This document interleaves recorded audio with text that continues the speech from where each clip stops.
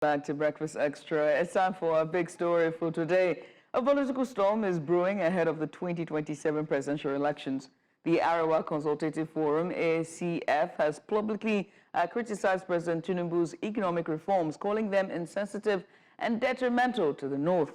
As they double down on their demand for northern-focused policies, the ACF has insisted on the region producing the next president in 2027. Now, this bold declaration has sparked national debate about equity, fairness, and Nigeria's democratic future.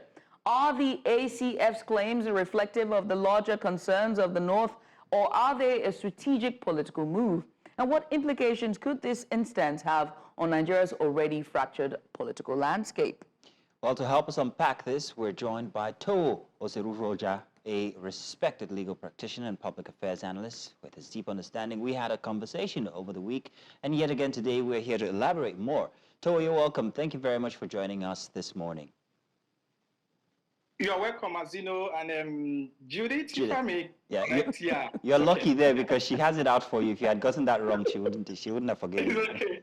Okay. Oh goodness! Well, Tohwo, it's wonderful having you join us. Let's look at this very instructively, shall we? Arewa Consultative Forum have been a very vocal group when it comes to representing the North, and let's talk about their role, how they play in shaping northern politics and just a social narrative from that end. Let's start from there. Okay. If you look at it carefully, you discover that the Arewa Consultative Forum was formed in 2000, which is in the Fourth Republic, unlike the Ohaneze Ndigbo that was formed at the First Republic and the what's it called, the Yoruba group, which is the Afelefe. Is it the Afelefe? Afelefe? The Afelefe. But if you look at it, yes, Afelefe. So if you look at it carefully, you discover that over the years, this regional socio-political group has been overpowered by other sectors or other key actors in this region. I'll give you a good example. If you look at the 2023 general election, you discover that the regional, the socio-political regional groups we have in Nigeria did not play much influence as to persuade their followers on who to vote for. If you look at it carefully, and for analysts, they will tell you that with due respect to them, they've lost their relevance and their grip on their people they purported to have represented. A good example is the fact that majority of them are political, belongs to several political parties. Then when it comes to issue of politics, individual interest plays more than even the general interest of the group. That is why you see that they've outweighed, and the politics are determined by individual. A good example, I'll give you a good example. Let me digress a little. If you look at the southeast, which is the Ohaneze Ndigbo, you discover that there are some key actors that place more influence on what determine or what happened in the Igbo houses than even the socio-political group that represents them. A good example is Nnamdi Kanu. If you look at the statement of Nnamdi Kanu, and when he makes a statement, they take it more, the people in that region take it more to heart than when the Ohaneze Ndigbo make a statement. Let's go to the southwest, which is the Afelefe. Would you look at Sunday? Is it Sunday Dewu or Sunday? That activist. Sunday Igboho. You saw Igboho. You could see that his statement overweigh most of, or are more followed or more loyal. People are more loyal to his statement than even the statement of the socio-political group. If we come to the North, you see it also takes precedence. And if you look at it carefully, the North are more of the Northern Governor Forum that determines the political wind of the North rather than that socio-political group. I think outside the Sunday, there's another activist again. See, Jacobs, something I've forgotten his name. He also played a key role. Then, so you could see that over the years of this Fourth Republic, the regional socio-political group has lost value in terms of determining the political wind of Nigeria, rather than individuals and a few collective personalities that forms a group that are now taking the political square of Nigeria. I see what you're saying. It's no longer a movement by a group. It's now a movement centered around specific individuals. So I know what you're saying there. Yes. But now the ACF have come out to tell that they're not pleased with Tinubu's policy. So what specific economic policies of President Tinubu have they labeled as insensitive, and how do these policies actually disenfranchise the North? Okay, now the question is, you ask the chairman, who is currently under suspension now, because you could see that the Arewa Consultative Forum as a body has disowned and at the same time restricted the statement to that of the chairman, and is currently under suspension. So you could see the division there, and we cannot take it as a voice of the North. Then when you come to the policy and the other aspect of marginalization, technically, which he wants to point out, you will see that when you ask them when you ask him now, he's a senior advocate with all due respect, that what are the policies that President President Tinubu has brought that is inimical to the North. Nobody will be able to identify a particular policy. And I'll tell you for free, apart from the CBN reform, as to the forest, as to change of forest, the current administration has not really rolled out any particular policy that you will see to say, okay, it's going to be, it's impacting on the economy positively or negatively. What the president what he did was to bring into being, and I keep saying it, that petroleum or fuel is the determining factor of Nigeria economy. Reason being that we will not be able to diversify in terms of every ramification of life.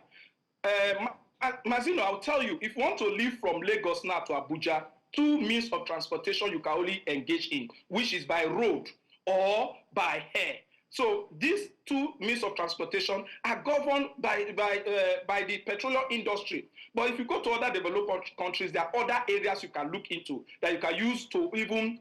You can be in the UK for 20 years without you knowing a liter of fuel. But in Nigeria, the factor is that we're all local government. You use fuel to run your generator. You use fuel for manufacturing. You use fuel for so many things. Even if you want to start a barber salon, you need the fuel. The cost of fuel will determine the price you are going to pay. So what he did was to say, okay, well, I'm bringing into being the Petroleum Industry Act that was signed.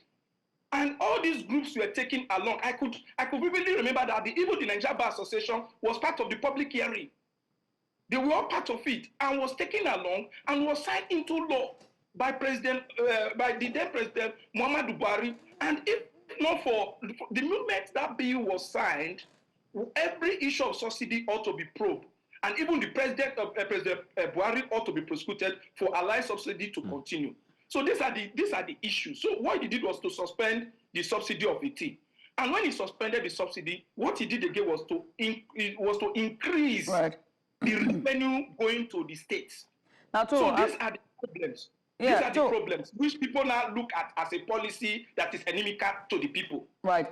So I'm glad we're having this conversation. I'm glad you're able to set the stage in terms of history of our socioeconomic, development in the country. But let's also assess the current state of, socioeconomic development in the North and ACF's concerns, and also juxtapose it over the fact that the North has also had some considerable focus, right? Whether it's education from past administrations, right?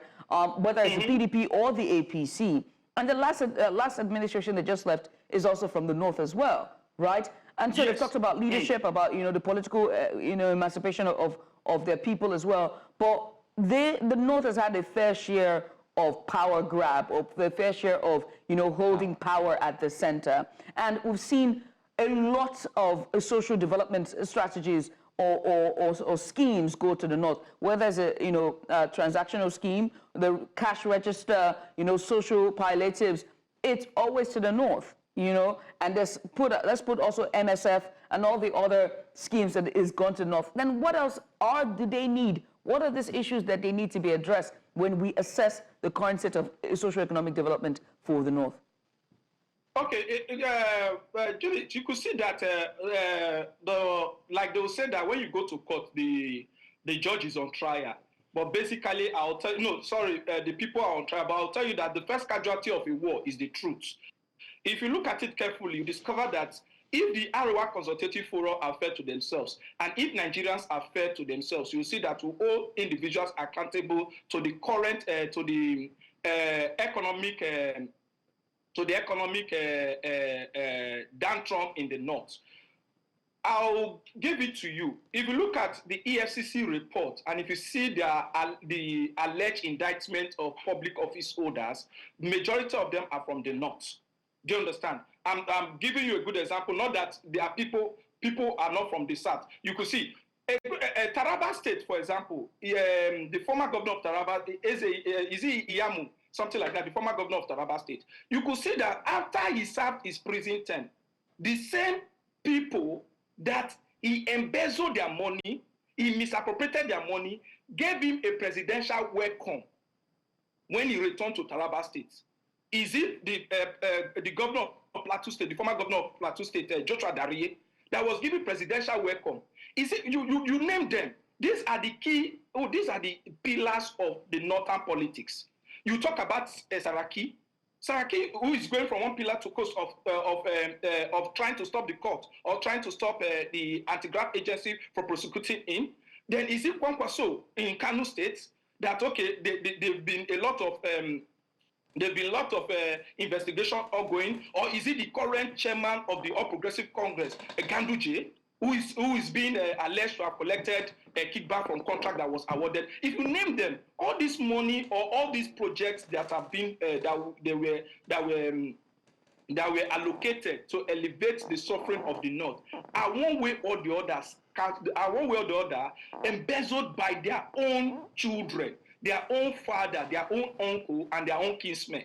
So till they look at it from that perspective, that is why Arewa, like I told you, with all due respect, majority of this culture, even the leaders of the Arewa, if you look at them carefully, ask them what is their source of their wealth. It's only in Nigeria you see career or you see somebody that is his occupation is a politician. There is no way you can trace their source of wealth, even if you look at it from inheritance and every other thing. So if you look at it carefully, you discover that the casualty is the truth. And gradually, the people are beginning to oversee that all these groups, all these individuals, they are just for their personal gain. Let me digress a little. The issue of Niger Delta. If you look at it carefully, with the amnesty program, with the establishment of a ministry, look at the development in Niger Delta is zero. It's zero, because it's another means of politicians becoming more powerful. And go back to the north. Even level of insecurity, which I was telling somebody, I said the north will not become the north of before, because the people and the youth has been given the opportunity to see how the power of holding the gun. Do you understand? So if you look at it carefully, you discover that it's an issue within ourselves, but we don't want to say the truth. Everything points to the center. And many of them has called the governor to ask the governor that since the removal of subsidy, we've heard that the state allocation has increased. What has been the outcome? Nobody. How many of them has called even, a good example, you look at all the political wing, and they will be the one to even determine the key players of 2027. And these are the people who are still coming out who are crying for this thing. So there are so many reforms that took place, but regrettably, these were hijacked by their own people.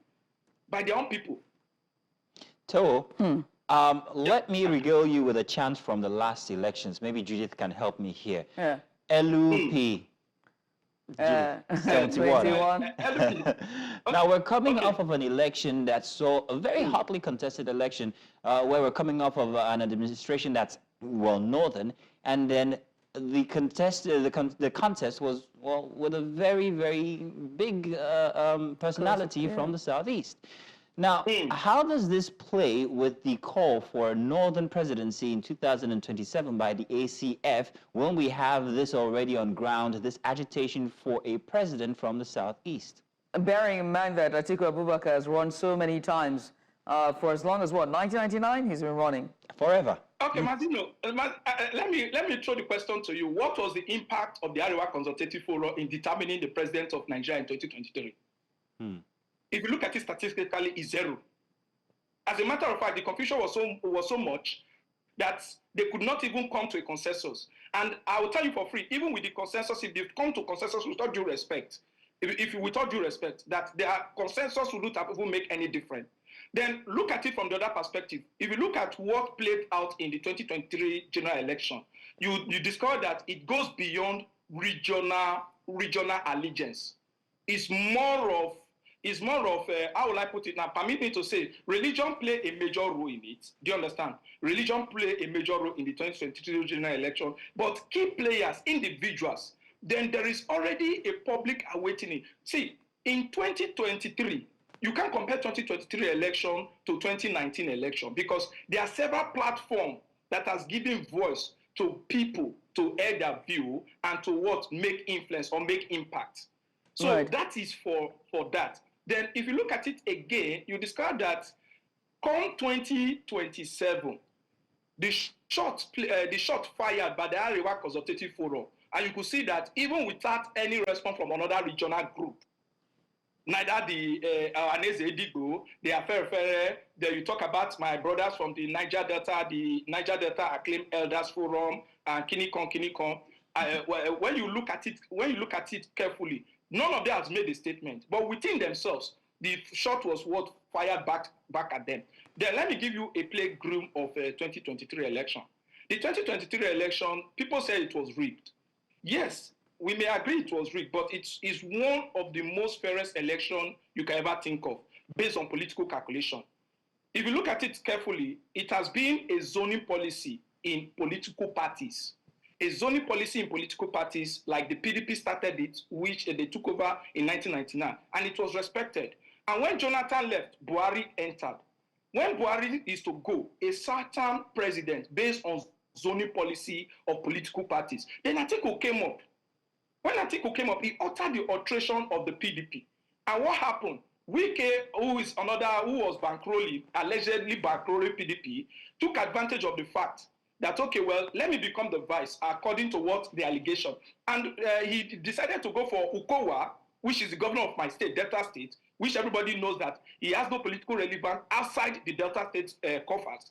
He picked him as the deputy. And what Wike did, Tinubu, who is a smart politician, capitalized on the crisis in PDP. And tell Wike, you know the G5, you won't forget the G5, which we talk about the Benue State, and talk about Rivers State. I think you talk about the governor of Osun State. There are about 5 governors that make up the G5 that broke out of PDP. And what was the strategy?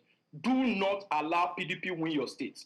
We all know the powers governors pull at that particular election.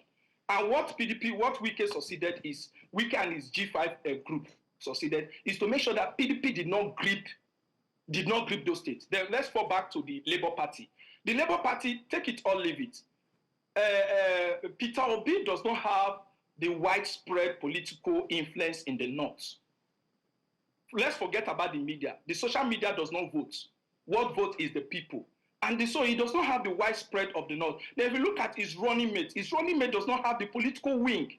So these are political calculations. So what really happened was that religions took more facts than even the regional allegiance. Then individuals now played a key role. You won't forget the statement accredited to Erufai, the former governor of Kaduna State, whereby it said they met and they agreed that Satana should produce the president. So this is you've painted a wonderful map there in terms of what, illustrating what we seem to have forgotten that played out in 2023. And if we put this with, the case of, terrorism and all the insecurity in the North, it begs to ask the question, does the ACF, are they politically motivated, or do they even care about the people and what their demands truly and indeed are? So clearly the problem of the North is very nuanced, and unfortunately we do not have enough time to really go in depth into this. But Tohwo, you've done an excellent job so far, just providing such an insightful perspective on this. Once again, many thanks.